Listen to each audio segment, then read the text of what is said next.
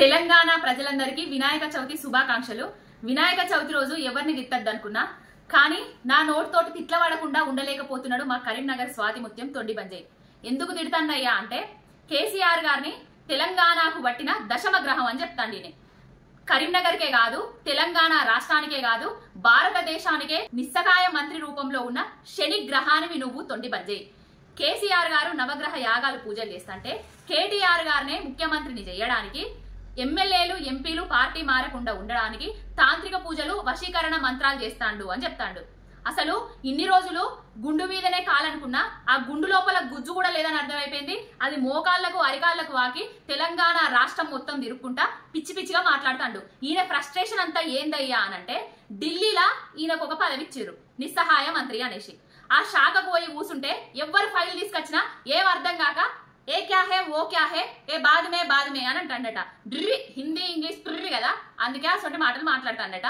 ఇంకొకటి మోడీ గారు మీరు ఈయనను నిస్సహాయ మంత్రి అనే మంత్రిత్వ శాఖ నుంచి తక్షణమే తొలగించి తాంత్రిక విద్యలు వశీకరణ మంత్రాలు అనే మంత్రిత్వ శాఖను క్రియేట్ చేసి ఈయనను మంత్రిగా చేయాలి అని కోరుకుంటాను. ఎందుకంటానయ్యా అంటే కరీంనగర్ లో మొదటిసారిగా ఎంపీగా గెలిచిన తర్వాత ఏమన్నాడయ్యా అంటే నల్ల పిల్లులు క్షుద్ర పూజలు అనేసి 5 సంవత్సరాలు తిరుక్కుంటూనే ఉన్నాడు. రూపాయి కూడా తీసుకురాలేదు కరీంనగర్ కు. ఇప్పుడు మళ్ళా కూడా నిస్సహాయ మంత్రి రూపంలో వశీకరణ మంత్రాలు, క్షుద్ర పూజలు, తాంత్రిక విద్యలు అది ఇదనే మాట్లాడుతున్నాడు. అందుకే ఆ మంత్రిత్వ శాఖ ఇర్రి. తెలంగాణ ప్రజలు కాంగ్రెస్ ప్రభుత్వం అధికారంలోకి వచ్చిన తర్వాత ఎట్లాంటి గోసలు పడుతున్నారో అందరికీ తెలిసిన విషయమే.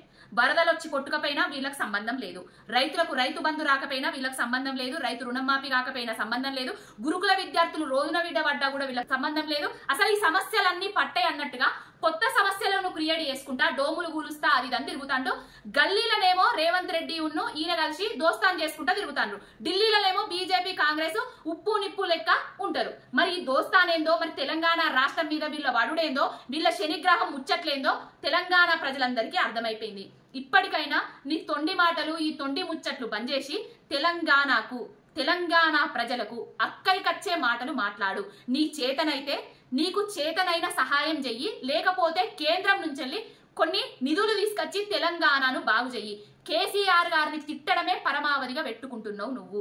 ఇప్పటికైనా కేసీఆర్ గారిని తిట్టడం బంద్ చెయ్యి. ఇప్పటికీ కూడా కేసీఆర్ గారిని ముఖ్యమంత్రి అనుకుంటాను, రేవంత్ రెడ్డిని ముఖ్యమంత్రి అనుకుంటలేవు. ఇప్పుడు కాంగ్రెస్ ప్రభుత్వం వచ్చింది అధికారంలో, రైతుల గోసపడుతున్నారు, ప్రజలందరూ గోసపడుతున్నారు. వాళ్ళ గోసల గురించి మాట్లాడు ప్రతిపక్ష నాయకుడిగా, ప్రతిపక్ష హోదాలో ఉండి. కానీ ఈ చిల్లర రాజకీయాలు, ఈ చిల్లర వాక్యలు బంద్ చేయి. బండి సంజయ్ తొండి బంద్ చేయి.